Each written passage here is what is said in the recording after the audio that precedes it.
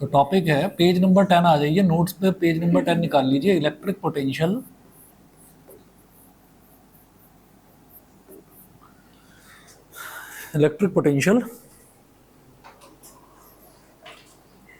Due to a uniformly charge thin spherical shell.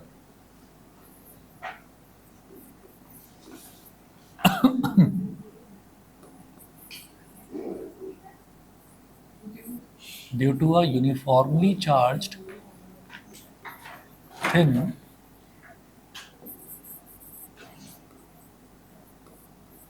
spherical shell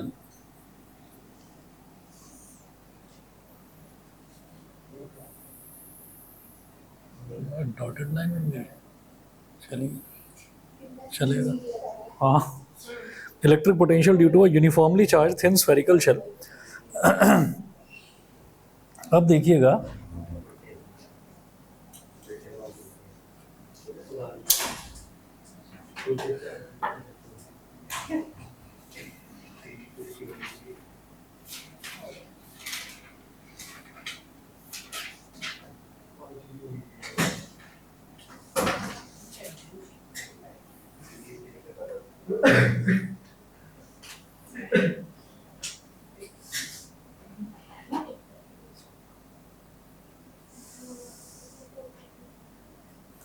electric potential due to a uniformly charge thin spherical shell.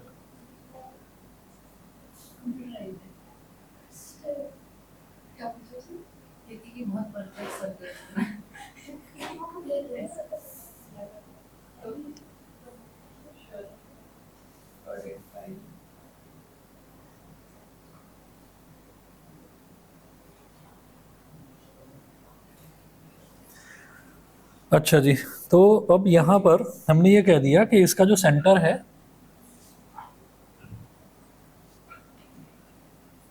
Centre यहाँ पर हो गया, centre को हमने O बोल दिया। ये जो स्फेरिकल शेल है, ये जो स्फेरिकल शेल है, इस स्फेरिकल शेल का रेडियस है कैपिटल R। और फिर हम यहाँ पर कोई दूरी, किसी दूरी पर, मान लीजिए हमने यहाँ पर एक डिस्टेंस ले लिया और पॉइंट P ले लिया, एक है ना, स्फेरिकल शेल के बाहर एक पॉइंट P ले लिया, और ये जो डिस्टेंस है ये हमने ले लिया स्मॉल r। ठीक, अब यहाँ पर है शेल विद, हाँ जी अभी देता हूँ, shell with charge capital Q।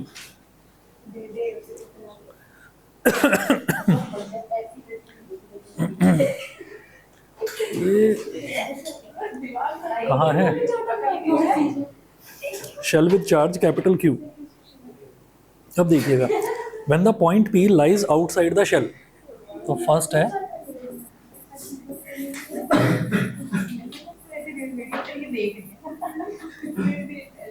when the point P lies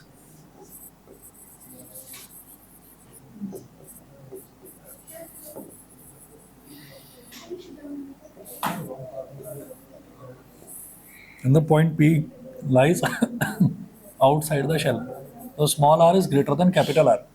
तो जब पॉइंट P शेल के बाहर लाई करेगा तो हम ये कहेंगे कि भाई जो डिस्टेंस है, जहाँ पर भी मेरे को इलेक्ट्रिक फील्ड निकालना है या इलेक्ट्रिक पोटेंशियल निकालना है, हम उस डिस्टेंस को कितना लेते हैं, स्मॉल r लेते हैं। तो यहाँ पर पॉइंट P जो है वो शेल के बाहर लाई कर रहा है, तो ये वाला जो डिस्टेंस है वो कितना हो गया, स्मॉल r हो गया। तो small r is greater than capital R। तो we know that for a uniformly charged spherical shell, the electric field outside the shell is as if the entire charge is concentrated at the center। तो हम ये मानते हैं कि हमें क्या करना है कि एक ये यूनिफॉर्मली चार्ज स्फेरिकल शेल है, तो स्फेरिकल शेल है मतलब इसमें यहाँ पर सब जगह जो है यूनिफॉर्मली पॉजिटिव चार्ज फैला हुआ है, डिस्ट्रीब्यूटेड है। तो हम क्या करना चाह रहे हैं, हम इस यूनिफॉर्मली चार्ज स्फेरिकल शेल की वजह से पॉइंट P पर इलेक्ट्रिक पोटेंशियल निकालना चाह रहे हैं। ठीक है, तो अब हमने ये कहा कि जब इस शेल की वजह से, शेल का मतलब क्या है कि अंदर से खाली है, अंदर से खोखला है, तो जब मैं इसकी वजह से पोटेंशियल निकालना चाहूँगा तो वो एक तो पॉइंट बाहर लेंगे, एक बार पॉइंट लेंगे बिल्कुल स्फेरिकल शेल के सरकमफ्रेंस पर, ठीक है, और एक लेंगे अंदर उसके, ठीक है ना, नहीं सेंटर पर, मतलब कहीं पर भी अंदर ले लेंगे, है ना। तो एक बाहर पॉइंट पी पर, एक यहाँ पर परिधि पर इसके, है ना, और एक अंदर, ठीक है ना। परिधि का मतलब सरकमफ्रेंस होता है, ठीक है। अच्छा जी, तो hence electric potential eight an outside point, तो मैं पोटेंशियल निकालना चाह रहा हूँ। तो जब भी कभी हमारे पास कोई भी स्फेरिकल शेल होता है, तो हम ये देख चुके हैं इलेक्ट्रिक फील्ड के केस में कि जब स्फेरिकल शेल है अंदर से खोखला है, तो हम ये कहते हैं कि उसका सारा का सारा चार्ज जो है it is suppose to be concentrated at its centre. ये मान लिया जाता है कि सारा चार्ज यहाँ पर कंसंट्रेटेड है। तो इसका मतलब, अच्छा, इस पूरे स्फेरिकल शेल का चार्ज कितना है, कैपिटल क्यू। तो capital Q it is suppose to be concentrated here. तो पॉइंट चार्ज हो गया एक तरह से क्यू, और इस पॉइंट पर पोटेंशियल निकालना है, डिस्टेंस कितना है आर, तो भाई वी कितना हो जाएगा 1/4 pi epsilon naught Q upon small R, हो गया। सही है, क्यू अपॉन स्मॉल आर। तो इसमें कोई ऐसी डेरिवेशन भी नहीं है, Q upon small R. Second point देखिए, when the point P lies on the surface of the shell, when the point P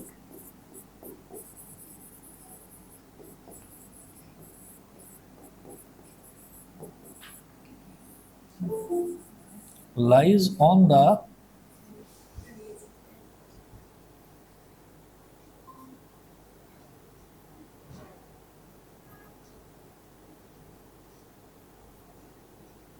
when the point P lies on the surface of the shell,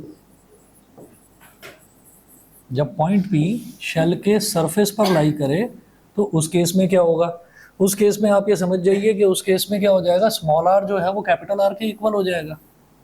तो इस case में small R is equal to capital R, ठीक। तो जब small R capital R के equal, तो 1/4 pi epsilon naught V is equal to 1/4 pi epsilon naught Q upon capital R, ये हो गया, ठीक है। अब थर्ड वाला देखिए, तो थर्ड वाला जरा इंपॉर्टेंट है। थर्ड वाले में देखेंगे when point P lies inside the shell, page number 11 पर आ गए हैं अब हम। व्हेन पॉइंट P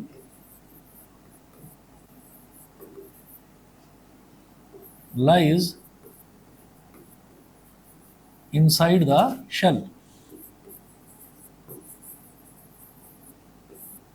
जब पॉइंट P शेल के अंदर लाई करेगा, तो जब वो शेल के अंदर लाई करेगा, तो हम ये कहेंगे कि ये जो हम डिस्टेंस लेते हैं ना, जिस पॉइंट पर भी मुझे पोटेंशियल निकालना होता है, उस पॉइंट तक का जो डिस्टेंस है उसी को हम स्मॉल आर बोल देते हैं। तो इस बार क्या है कि इस बार पॉइंट P यहाँ पर है, तो जो स्मॉल आर है वो ये हो गया। तो स्मॉल आर इस केस में क्या होगा, कैपिटल आर से छोटा होगा।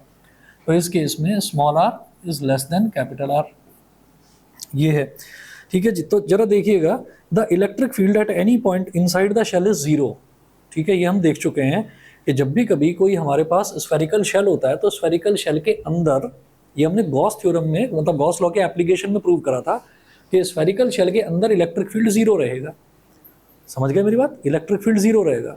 अब जब इलेक्ट्रिक फील्ड जीरो रहेगा, तो एक रिलेशन है जो मैं अभी मतलब इसी चैप्टर में मैं प्रूव करवाऊंगा।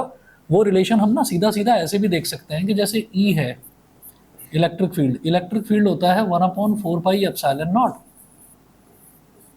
Q अपॉन आर स्क्वायर, ये इलेक्ट्रिक फील्ड होता है।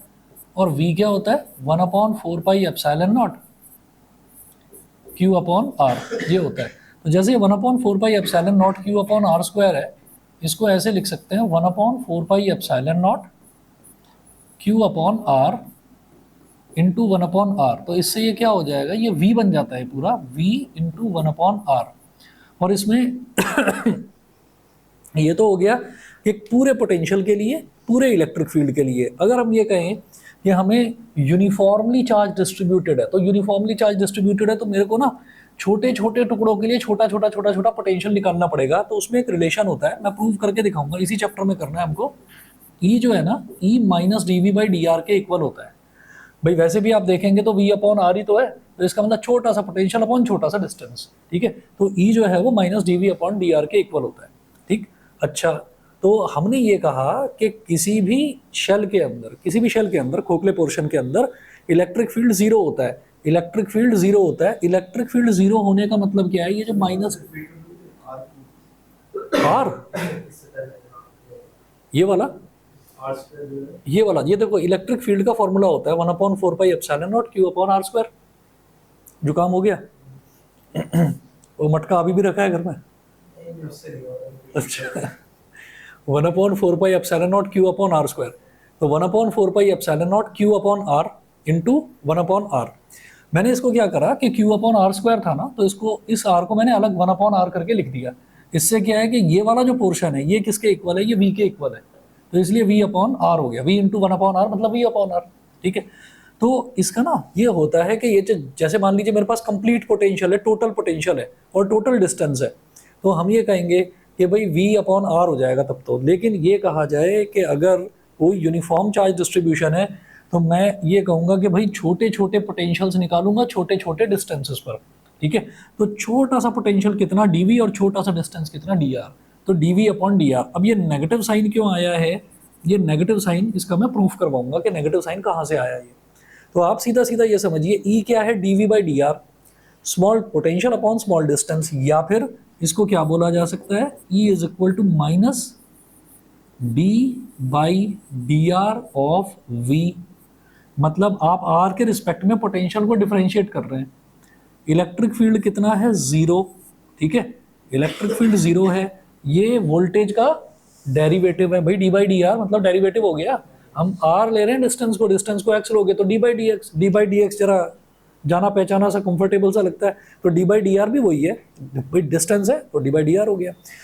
किसका डिफरेंशियल 0 होता है? किसका डिफरेंशियल 0 होता है? कांस्टेंट का। कांस्टेंट का डिफरेंशियल 0 होता है, इसका मतलब ये जो v है ये कांस्टेंट होगा, ये v जो है ये कांस्टेंट होगा। तो अब है क्या, मैं इस वाले को इंपॉर्टेंट क्यों बता रहा था, अब सुनिएगा कि जैसे मैंने कहा कि भाई मैं पोटेंशियल निकाल रहा हूँ एक यूनिफॉर्मली चार्ज शेल की वजह से, बाहर पोटेंशियल कितना होगा? 1/4πε0 Q/r। सरफेस पर पोटेंशियल कितना होगा? Q/R। सब कुछ सेम है, 1/4πε0 सेम, कैपिटल Q सेम, बस डिनोमिनेटर में डिस्टेंस चेंज हो रहा है। तो जब वो बाहर है तो डिस्टेंस ज्यादा है, डिस्टेंस ज्यादा तो पोटेंशियल कम, ठीक है ना भाई। डिस्टेंस ज्यादा इनवर्सली प्रोपोर्शनल तो पोटेंशियल कम। फिर धीरे धीरे धीरे धीरे डिस्टेंस कम होता गया, कम होता गया, कम होता गया, तो यहाँ सरफेस पर आ गया। सरफेस पर जब आ गया तो हमारा जो डिस्टेंस कम हो गया तो पोटेंशियल बढ़ गया, ठीक है। अब अंदर आप आएंगे तो जैसे जैसे हमने पॉइंट P से धीरे धीरे धीरे धीरे अब यहाँ तक आते गए तो डिस्टेंस कम होता गया, यानी कि पोटेंशियल बढ़ता गया। तो सरफेस पर आकर पोटेंशियल अपने मैक्सिमम वैल्यू पर पहुंच गया, ठीक है। समझ गया मेरी बात? यहाँ पर क्या था? डिस्टेंस ज्यादा था, ये डिस्टेंस ज्यादा था, तो डिस्टेंस ज्यादा तो पोटेंशियल कम, तो डिस्टेंस ज्यादा है तो पोटेंशियल कम है। फिर हम धीरे धीरे धीरे धीरे डिस्टेंस घटाते जा रहे हैं, सेंटर से डिस्टेंस घटाते जा रहे हैं, तो इस पॉइंट पर आकर पोटेंशियल जो है बढ़ता चला गया, तो अभी मैक्सिमम वैल्यू पर पहुंच गया। अंदर वही वैल्यू बनी रहेगी, वही वैल्यू बनी रहेगी, क्योंकि अंदर आते ही पोटेंशियल कहेगा कि भाई मैं तो अब कांस्टेंट हूँ, मैं अब बढ़ नहीं रहा हूँ, मैं अब बस कांस्टेंट हो जाऊंगा, ठीक है। तो अब जो है अंदर आते ही, जैसे ही अंदर आया, क्योंकि उसको इलेक्ट्रिक फील्ड 0 मिल गया, तो इलेक्ट्रिक फील्ड जैसे ही 0 मिला तो वो कहेगा यार इलेक्ट्रिक फील्ड 0 है, और इलेक्ट्रिक फील्ड क्या होता है? पोटेंशियल का डेरिवेटिव होता है। किसका डेरिवेटिव 0 होता है? एक कांस्टेंट का। तो पोटेंशियल अब बढ़ेगा नहीं, पोटेंशियल कहेगा कि आप आ जाओ भाई, आ जाओ आ जाओ आ जाओ, सेंटर पर भी आ जाओ, है ना, मैं नहीं चेंज होने वाला अब, क्योंकि मैं तो अब एक कैविटी के अंदर आ गया हूँ, कैविटी के अंदर मेरी वैल्यू कांस्टेंट है, ठीक है। इलेक्ट्रिक फील्ड कहता है कैविटी के अंदर मैं 0 हूँ, ठीक है। तो ये वो चीज़ है। अब आप ये देखिएगा, वही चीज़ यहाँ पर मेंशन कर रखी है the electric field at any point inside the shell is 0, hence electric potential is constant, ठीक है, constant everywhere inside the shell and its value is equal to that on the surface. तो जो surface पर value थी वही वाली value उसकी बनी रहेगी। तो v इज इक्वल टू 1/4πε0, यही वाली वैल्यू बनी रहेगी। v is equal to 1/4πε0 capital Q upon capital R। Notes में स्मॉल q लिखा हुआ है ना, स्मॉल q मतलब टोटल चार्ज को आपने स्मॉल q ले लिया, कैपिटल Q मतलब या फिर कैपिटल Q ले लिया, उससे कोई फर्क नहीं पड़ता, ठीक है भाई। क्लियर है? वैष्णवी बताइए, क्लियर है?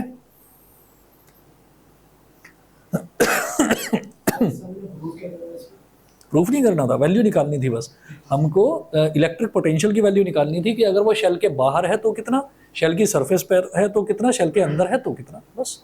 तो बस इतना सा है, एक्सप्लेनेशन वाला पार्ट है, इसमें डेरिवेशन नाम की कोई चीज़ ही नहीं है। आप ये देखिए, एक लाइन ये, एक ये फॉर्मूला ये, एक ये, तीनों में यही है। थोड़ा बहुत जो आपको लिखना पड़ेगा वो इसमें लिखेंगे लास्ट वाले में, ये जो 3-4 लाइन है, लंबी चौड़ी कहानी इसमें भी नहीं लिखनी, ये तो मैंने समझाया थोड़ा सा, है ना, पेपर में आपको उतना ज़्यादा नहीं लिखना है।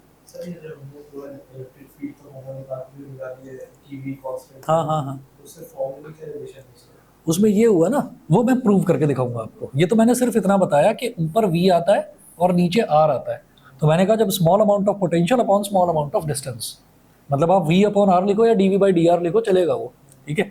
अब नेगेटिव साइन कहाँ से आया ये मैं प्रूव करके दिखाऊंगा, ये प्रूव है इसका प्रूव है, इसको पोटेंशियल ग्रेडियंट बोलते हैं, ठीक है, तो वो मैं प्रूव करके दिखाऊंगा इसी चैप्टर में। इससे बस हमको ये समझ में आ गया कि इलेक्ट्रिक फील्ड कैविटी के अंदर, मतलब शेल के अंदर जहाँ खोखला एरिया है, इलेक्ट्रिक फील्ड वहाँ पर 0 है तो पोटेंशियल कांस्टेंट होगा, ठीक है। चलें जी आगे। चलो जी, तो फिर एक क्वेश्चन देखिएगा यहीं पर पेज नंबर 11 पर एक क्वेश्चन है, determine the electric potential at the surface of a gold nucleus.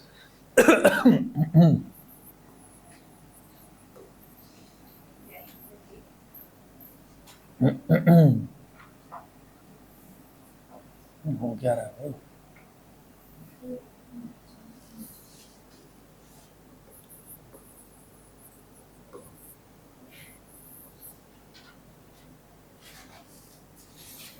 तो क्वेश्चन नंबर 1 है, determine the electric potential at the surface of a gold nucleus, the radius is 6.6 into 10 की power -15 metre and the atomic number Z is equal to 79। ये बहुत अच्छा हुआ कि ये दे दिया। गोल्ड का एटॉमिक नंबर याद है क्या?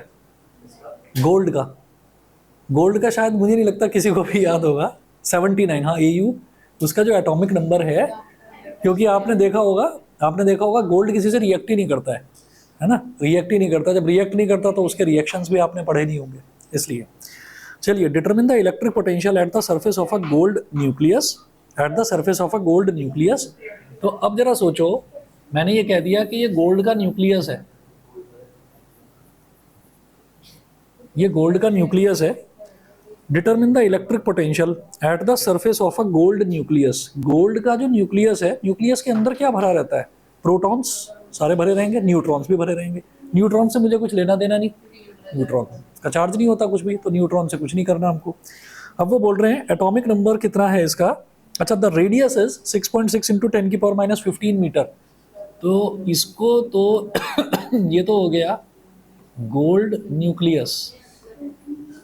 अरे समझ लो इसको, क्वेश्चन इंपॉर्टेंट है बेटा। हाँ, सारे ही प्रीवियस ईयर क्वेश्चंस इसमें इंक्लूड कर रखे हैं, ठीक है। और वो जब मैं धीरे धीरे नोट्स बना रहा था, आपने फर्स्ट चैप्टर में देखा होगा कि उसमें सॉल्यूशन भी डाल रखे हैं। अब आगे जो आपको जितने भी चैप्टर्स मिलेंगे उनमें सॉल्यूशन नहीं है, नहीं तो वो नोट्स का साइज कुछ ज़्यादा ही हुआ जा रहा था, ठीक है ना, इसलिए सॉल्व मैं करवाऊंगा सारे। गोल्ड न्यूक्लियस हो गया। अब गोल्ड न्यूक्लियस है तो यहाँ पर हमने ये कहा कि इसका जो रेडियस है वो कितना दे रखा है? स्मॉल आर बोल दिया अभी, ठीक है। अच्छा, Z is equal to 79। Z जानते हैं ना, एटॉमिक नंबर के लिए होता है। एटॉमिक नंबर क्या होता है भाई? नंबर ऑफ प्रोटॉन्स, ठीक है। तो number of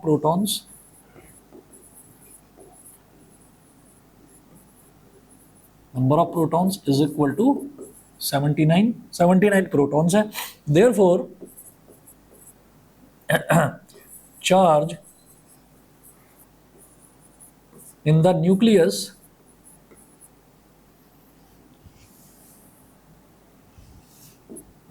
charge in the nucleus Q is equal to कितना हो जाएगा? एक प्रोटॉन पर चार्ज होता है 1.6 into 10 की पावर -19, तो 79 में कितना हो जाएगा? मल्टीप्लाइड बाई 79, ठीक है ना, ये हो गया। अच्छा, अब 1.6 को इससे मल्टीप्लाई कर दीजिए, तो 16 9 144, 14 कैरी आ गया, 16 7 112 और 14 कितना हो गया? 126। तो 126.4 इंटू 10 की पावर -19 कूलम, ठीक है। अच्छा जी, तो ये हमारे पास हो गया चार्ज आ गया, ठीक। अब क्या है कि जो न्यूक्लियस है, न्यूक्लियस तो रदरफोर्ड ने बताया था ना, न्यूक्लियस जो है वो एक स्फेरिकल बॉडी होती है, ठीक है। तो न्यूक्लियस क्या होती है? एक स्फेरिकल बॉडी होती है। अभी तो हमने स्फीयर देखा, तो सारा का सारा चार्ज कहाँ पर कंसंट्रेटेड होगा? उसके सेंटर पर, ठीक है, और कहाँ पर पूछ रहे हैं, वो कह रहे हैं find the potential at the surface of a gold nucleus, यानी कि ये जो रेडियस है इसी को आप स्मॉल आर को ही कैपिटल आर लेंगे, रेडियस। ठीक है, तो हम ये कहेंगे कि potential at the surface, potential at the surface V is equal to 1/4। हाँ जी, क्या? ये आप क्वेश्चन में पूछा कि सरफेस पे कितना है, हाँ मतलब आप जिस हिसाब से सॉल्व कर रहे हो तो समझ में नहीं आ रहा। हाँ, दोबारा बताता हूँ। वो कह रहे हैं कि भाई गोल्ड न्यूक्लियस है ना। अब न्यूक्लियस के चारों तरफ जो शेल्स होते हैं ना, ऑर्बिट्स जो होते हैं, उनकी तो बात ही नहीं कर रहे हैं, सिर्फ न्यूक्लियस की बात कर रहे हैं। तो न्यूक्लियस के अंदर सारे प्रोटॉन भरे पड़े हैं। ठीक है, अब हम ये जानते हैं कि जितना भी चार्ज है वो सारा का सारा स्फीयर के केस में उसके सेंटर पर कंसंट्रेटेड होता है। तो चार्ज तो समझ में आ गया होगा शायद। भाई एक प्रोटॉन पर चार्ज 1.6 इंटू 10⁻⁹ तो 79 में ये तो मल्टीप्लाई कर दिया, तो सारा चार्ज यहाँ पर आ गया। अब वो कह रहे हैं कि आपको इस गोल्ड न्यूक्लियस के सरफेस पर पोटेंशियल निकालना है। ठीक है, तो जब सरफेस पर पोटेंशियल निकालना है तो ये वाला हो जाएगा ना, when the point P lies on the surface of the shell. ठीक है, तो surface of the shell 1/4 pi epsilon naught charge upon उसका रेडियस, और रेडियस मैंने इस बार स्मॉल आर लिया। सरफेस पर चार्ज, सरफेस पर चार्ज नहीं है, सारा का सारा चार्ज इस बार सेंटर पर है। फॉर्मूले में ये वाला चार्ज लेंगे, यही वाला। हाँ हाँ, तो हर एक में मैं सेंटर पर ही ले रहा हूँ। यहाँ पर भी चार्ज, भाई अगर शेल होगा ना तो शेल के सरफेस पर हो, शेल के अंदर हो, कहीं भी हो, ये बोला जाता है कि सारा चार्ज जो सेंटर पर कंसंट्रेटेड है। It is assumed to be concentrated at the centre.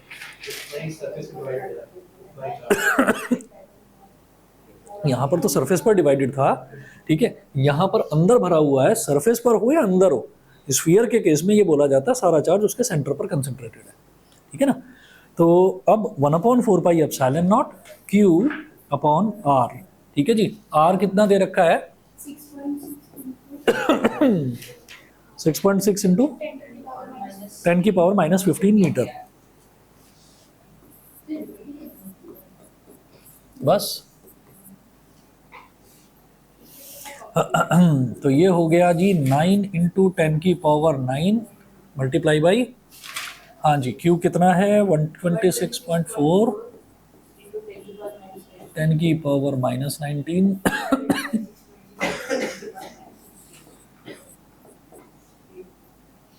10⁻⁻15।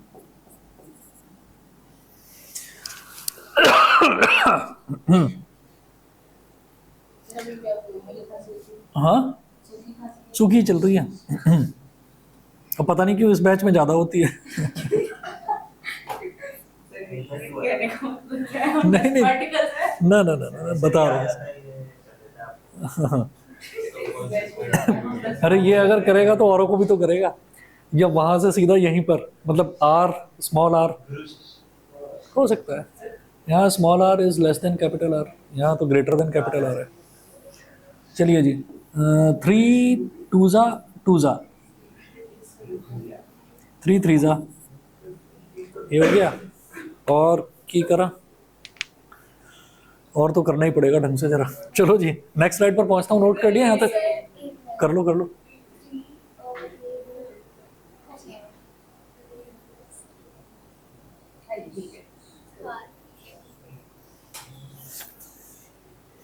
चले, हो गया यार।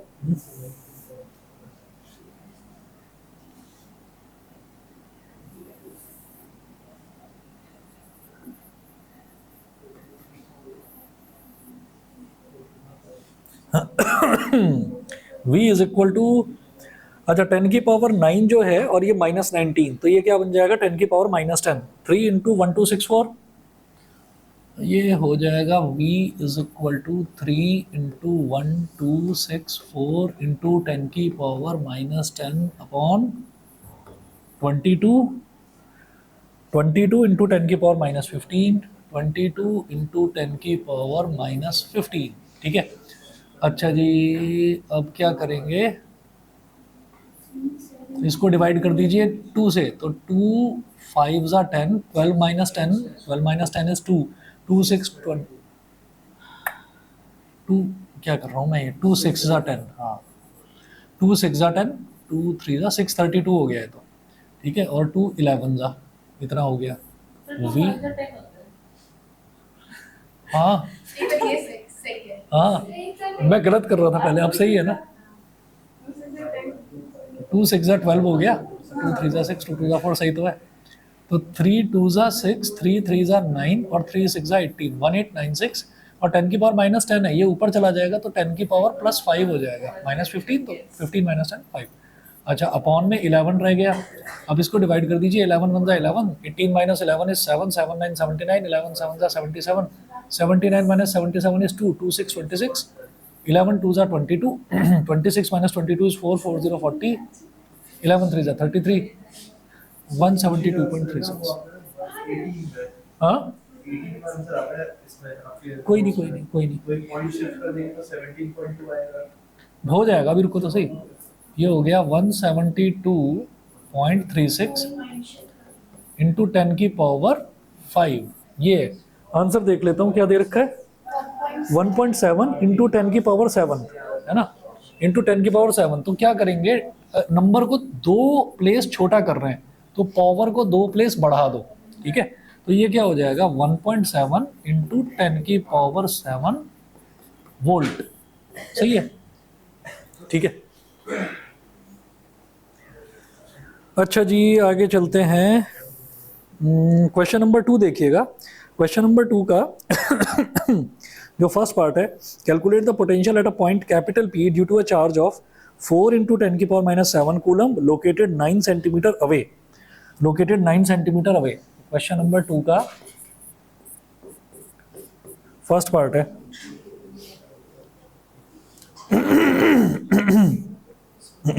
फर्स्ट पार्ट जरा खुद से करना। हाँ हो जाएगा, करना भाई शंकी फैन। हाँ और क्या, तबीयत ठीक है? मुझे लग रहा है यहाँ पर लगती ही है इस जगह पर। इसे भी स्लो कर दूं? सही है, तुम्हें ठीक लग रहा होगा।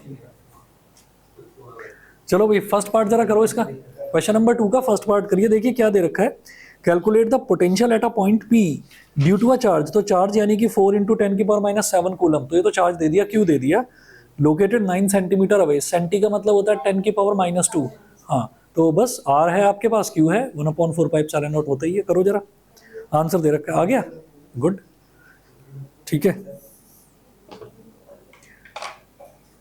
1 मिनट रुकिए बस, सेकंड पार्ट हो सकता है क्या? मैं बस 1 मिनट में आ रहा हूँ।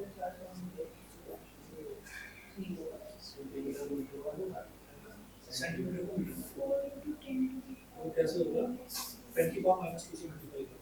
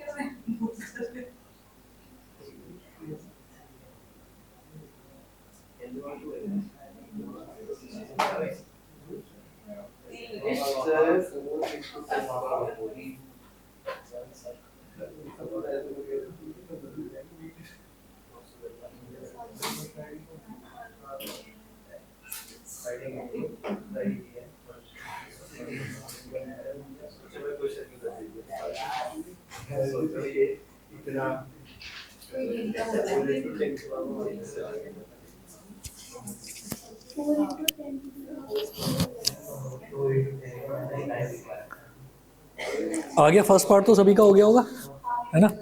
सेकंड पार्ट मैं करवा रहा हूँ।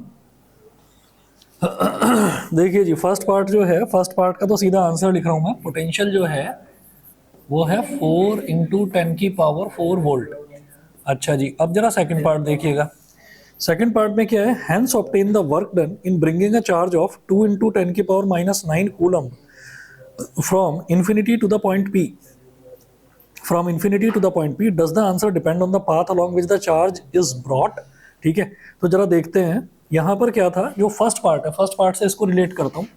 यहाँ पर एक चार्ज रखा हुआ था Q, यहाँ पर एक चार्ज रखा हुआ था Q, और Q कितना था, 4 इंटू 10⁻⁻7, 4 इंटू 10⁻⁻7 कूलम। यहाँ पर एक ये चार्ज रखा हुआ था। अच्छा जी, अब इससे थोड़े डिस्टेंस पर, कितने डिस्टेंस पर, डिस्टेंस है P, तो P पॉइंट पर ये डिस्टेंस कितना दे रखा है, 9 सेंटीमीटर, 9 सेंटीमीटर। तो यहाँ पर अब हमने क्या करा, यहाँ पर हमने पोटेंशियल निकाल लिया, V is equal to 4 into 10⁻⁴ volt. ठीक है, फर्स्ट पार्ट में अब क्या हो गया, कुछ गिरने की आवाज आई थी। चलो पानी पी लो फिर। अच्छा अच्छा, हाँ नहीं हंसना मत भाई, हंसना मत। मैं थोड़ा इधर हो जाता हूँ, ठीक है ना, ये तो थोड़ा बच जाएगा।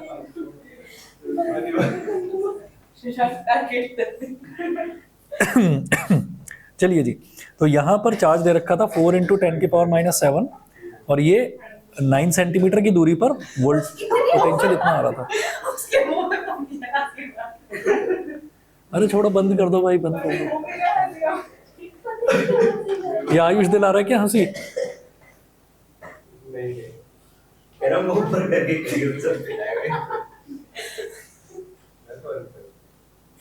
चलिए सुनो भाई, नोट यहाँ तक तो समझ गए ना कहानी? हंसी में सारा दिमाग है, सुन नहीं रहे हो? ये चार्ज है 4 इंटू 10⁻⁻7 कूलम, ठीक है, और यहाँ से 9 सेंटीमीटर दूरी पर एक पॉइंट है P, ठीक है, उस पॉइंट P पर मुझे पोटेंशियल निकालना था, वो आप लोगों ने निकाल दिया। अब क्या है, अब अगला सेकंड पार्ट यहाँ से शुरू होता है।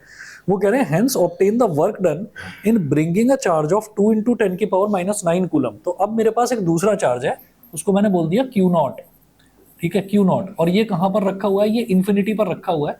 तो मैं यहाँ से यहाँ तक मेरे को उस चार्ज को लाकर रखना है। उस चार्ज की वैल्यू कितनी है, 2 इंटू 10⁻⁹ कूलम। ठीक है, तो अब यहाँ पर कितना वर्क करेंगे, तो ये सारा का सारा डिपेंड करता है इलेक्ट्रिक पोटेंशियल की डेफिनेशन पर। इलेक्ट्रिक पोटेंशियल की डेफिनेशन क्या थी, वो हमने ये बताया था कि उसमें हम ये कहते हैं कि किसी भी चार्ज को इन्फिनिटी से उठाकर लाकर किसी पॉइंट पर रखने में जो वर्क करना पड़ता है ना, that work done is called electric potential, ये होता है। ठीक,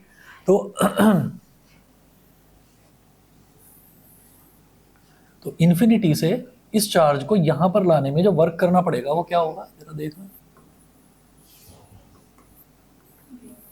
V is equal to W/Q0, W/Q0, ठीक है। आप अगर पोटेंशियल की डेफिनेशन फिर से देखोगे तो उसमें यही लिखा हुआ है कि किसी भी चार्ज को इन्फिनिटी से लाकर किसी पॉइंट पर लोकेट करने में जो वर्क करना पड़ता है, that work done is called electric potential. अब यहाँ पर इलेक्ट्रिक पोटेंशियल मेरे पास है ना, तो V is equal to formula होता है work done upon charge moved, जो भी आपने चार्ज मूव करा है, तो मैंने इसी चार्ज को मूव करा है यहाँ पर, और वर्क डन निकालना है तो V इंटू Q0 हो जाएगा। तो W is equal to V into Q0, ठीक है। अच्छा, V कितना है, 4 into 10⁻⁴, 4 into 10⁻⁴ multiplied by Q0 कितना है, 2 इंटू 10⁻⁹, 2 इंटू 10⁻⁹, तो 4 टू ज़ा 8 है ना, और 4 माइनस 9 कितना हो गया, -5, इतना जूल्स, 8 इंटू 10⁻⁵ जूल, ठीक है, यही आंसर दे रखा है।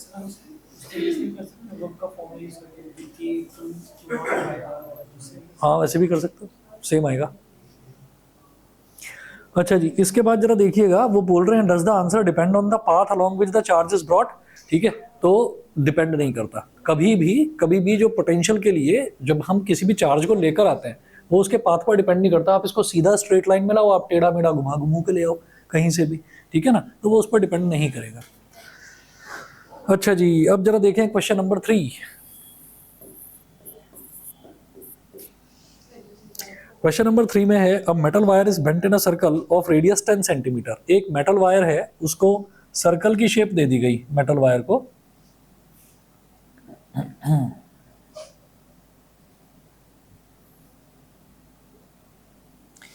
The metal wire is bent in a circle of radius 10 centimetre, तो सर्कल का रेडियस कितना दे रखा है 10 सेंटीमीटर,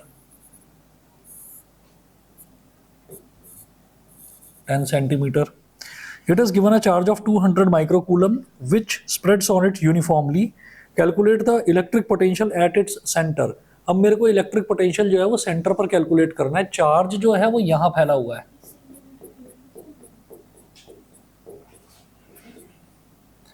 चार्ज पूरा यहां पर इस तरीके से फैला हुआ है.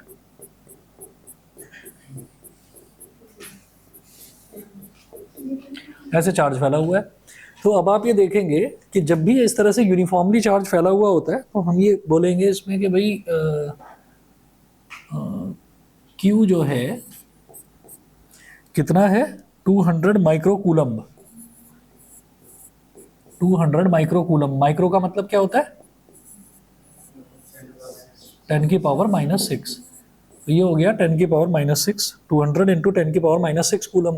और इसको आप ऐसे कर सकते हो 2 इंटू 10 की पावर -4 कूलम कर सकते हैं. 2 0 का मतलब 100 हो गया, 100 का मतलब 10 की पावर 2, 2 -6 -4, तो 2 इंटू 10 की पावर -4 कूलम. रेडियस दे रखा है 10 सेंटीमीटर. अब आप क्या करें कि यहाँ पर एक छोटा सा टुकड़ा एज्यूम कर लो, यहाँ पर एक छोटा सा टुकड़ा एज्यूम कर लो. किस चीज का? चार्ज का. ये हो गया dq. ठीक है, तो यहाँ पर ऐसा लिखेंगे कि एज्यूम, वहां भी कर रहा हूं ना कन्वर्ट, तो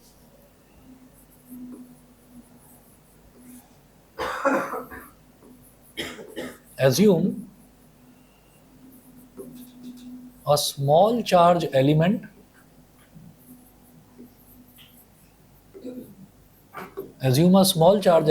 dq on the surface of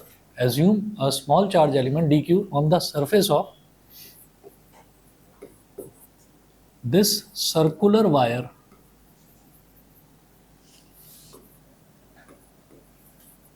as shown. तो potential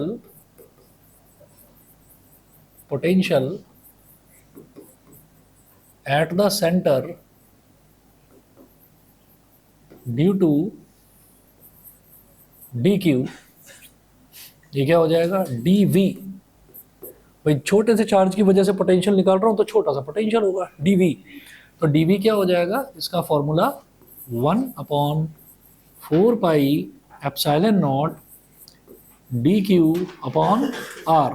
ठीक है, तो dq ऐसे ही एक छोटा सा पोर्शन इधर ले लेंगे, छोटा सा इधर, छोटा सा इधर, तो इसकी वजह से, फिर इसकी वजह से, फिर इसकी वजह से, सबकी वजह से निकालना पड़ेगा. ठीक है, तो जब सबकी वजह से निकालेंगे तब क्या करा जाएगा, इंटीग्रेट करेंगे. ये तो एक छोटे से चार्ज की वजह से निकाला, तो ऐसे ही छोटा छोटा छोटा छोटा चार्ज पूरे में फैला हुआ है. ठीक है, तो क्या करेंगे dv is equal to 1/4 pi epsilon naught dq upon r. ये हो गया. अच्छा, r कितना है 10 सेंटीमीटर, तो सेंटी का मतलब 10 की पावर -2,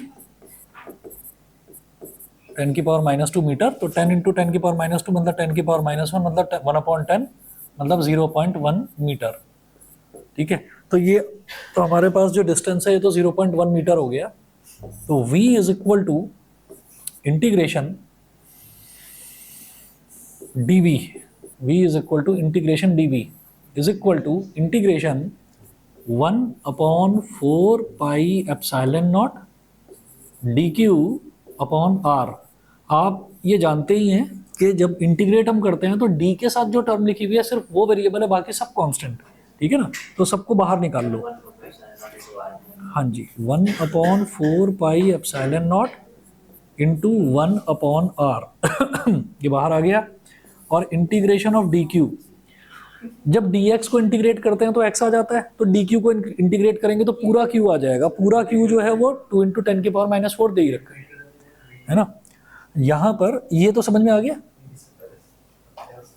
यहाँ से जब भी मैं v निकालूंगा तो जैसे मैंने थोड़ा सा छोटा सा पोटेंशियल निकाल लिया dv, तो उससे अगर मुझे v निकालना है तो मुझे इंटीग्रेट करना पड़ेगा dv को.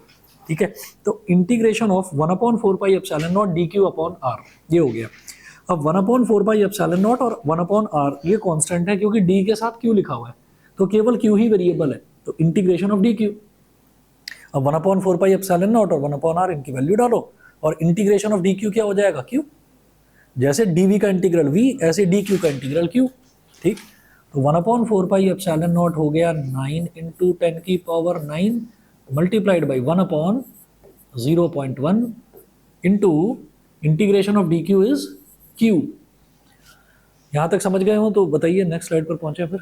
ठीक है जी, q वही है 2 × 10⁻⁴। ये है कि वही मैं बता रहा हूँ कि यहाँ पर यूनिफॉर्मली डिस्ट्रीब्यूटेड है ये सारा का सारा, तो मैं ये नहीं कह सकता कि वो सारा किसी एक ही पॉइंट पर रखा हुआ है। 1/4π इत्तेफाक से फॉर्मूला तो वही बन रहा है कि 1/4πε0 q/r। ठीक, पर हम क्या करेंगे कि क्योंकि वो सारा का सारा यहाँ पर डिस्ट्रीब्यूटेड है तो इसलिए उसको छोटे छोटे टुकड़ों में दिखाएंगे। बस एक स्टेप आपका एक्स्ट्रा हो जाएगा, 1 या 2 स्टेप ये इंटीग्रेशन वाले ये एक्स्ट्रा हो गए, बाकी होना सेम ही है। ठीक है, अब ये 0.1 है तो ये पॉइंट गया तो ऊपर 10 आ गया।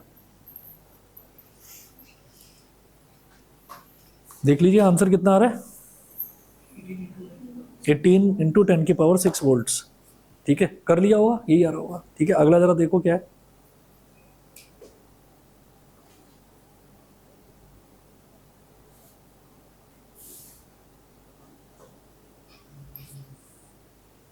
ठीक है जी, मैं नेक्स्ट स्लाइड पर पहुंच रहा हूँ।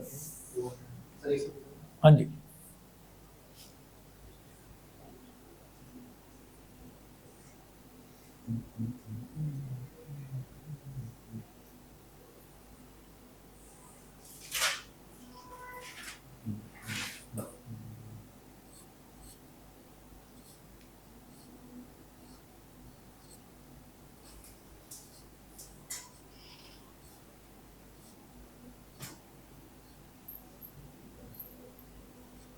हो गया।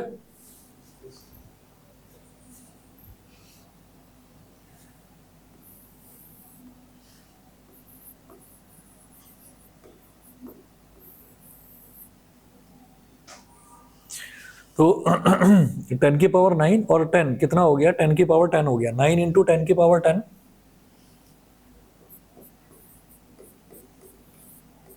9 × 10⁻10 और फिर जो q है, q की वैल्यू 2 × 10⁻⁴ 2 × 10⁻⁴, तो 9 2 ज़ा 18 × 10⁻⁴ is 6, 18 × 10⁻⁶ वोल्ट्स, ये हो गया। ठीक है, अगला क्वेश्चन देख लीजिए, क्वेश्चन नंबर 4। क्वेश्चन नंबर 4 में देखिएगा क्या दे रखा है, electric field intensity at point B, electric field intensity at point B due to a point charge capital Q kept at point A is 24 Newton per coulomb and the electric potential at point P due to the same charge is 12 Joule per coulomb. Calculate the distance AB and also the magnitude of charge capital Q। ठीक है, देखिएगा कैसे करना है इसको। Electric field intensity at point B due to a point charge Q kept at point A. तो हमारे पास क्या है कि एक पॉइंट ए है और पॉइंट ए पर एक चार्ज रखा हुआ है कैपिटल क्यू एक चार्ज रखा हुआ है और हम यहाँ से पॉइंट बी पर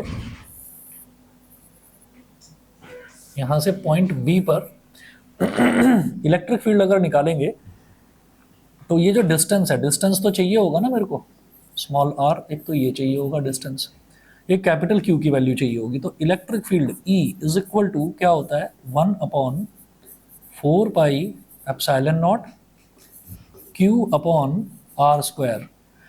ठीक है, ये कितना दे रखा है, 24 न्यूटन पर कूलम्ब।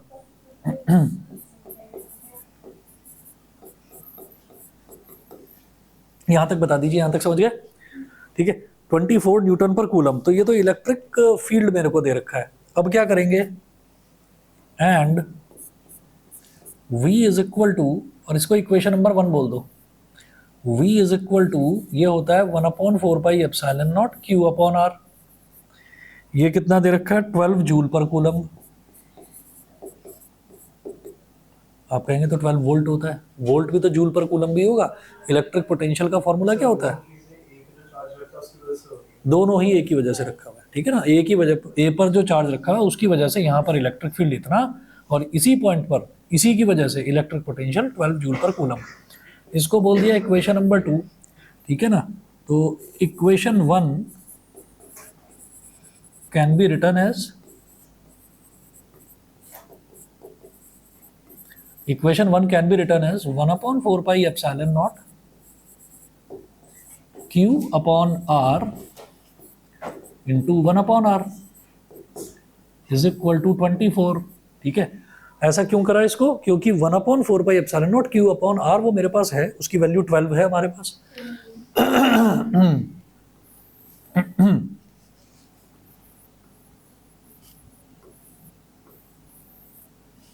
तो इसकी जगह मैं रख दूंगा 12, तो 12 into 1/R is equal to 24, तो 12 2 ज़ा 24, R की वैल्यू कितनी आ गई 1/2, यानी कि 0.5 मीटर। R की वैल्यू ये हो गई। अब आपका जिसमें मन करे उसमें रख दो, इक्वेशन 1 में रखो, इक्वेशन 2 में, किसी में भी रखो, और आप Q की वैल्यू निकाल लो। वो magnitude of the charge, charge का मैग्नीट्यूड भी पूछ रहे थे। तो यहां लिखेंगे from equation number 2, equation number 2 क्या है, 1/4 pi epsilon naught Q upon R is equal to 12। तो 1/4 पाई एप्सिलॉन नॉट क्या है, 9 इंटू 10 की पावर 9। Q मुझे निकालना है, R मैं निकाल चुका हूँ 0.5 इज इक्वल टू 12, ठीक है। 3 3 ज़ा 9, 3 4 ज़ा 12, ये हो गया। 3 इंटू 10 की पावर 9, 0.5 डेसिमल गया, ऊपर 10 आ गया, 5 2 ज़ा 10, तो 2 आ गया, 2 2 ज़ा 4, ठीक है। तो 3 इंटू 10 की पावर 9 इंटू Q, बस इतना बचा, इज इक्वल टू 2 हो गया। अब इसको पूरे को उधर ले जाओ, तो Q is equal to 2/3 into 10 की पावर 9। अभी 3 से अगर इसको 2 को डिवाइड करेंगे तो 0.6666 आता चला जाएगा, तो अप्रॉक्सीमेटली 0.67 बोल दो, ठीक है। तो ये Q हो गया 0.67 इंटू 10 की पावर -9 कूलम, ठीक है ना। ये है आंसर, क्या दे रखा है, यही है 0.667 इंटू 10 की पावर -9 कूलम, ठीक है जी। इसके बाद क्वेश्चन नंबर 5 है और क्वेश्चन नंबर 6 है, ठीक है। ट्राई कर लेना, हो जाए तो ठीक है, नहीं तो मैं करवा दूंगा नेक्स्ट क्लास में क्वेश्चन नंबर 5 और 6, ठीक है। और फिर नेक्स्ट क्लास में देखेंगे आगे का, ठीक है। आज इतना ही कर लीजिए।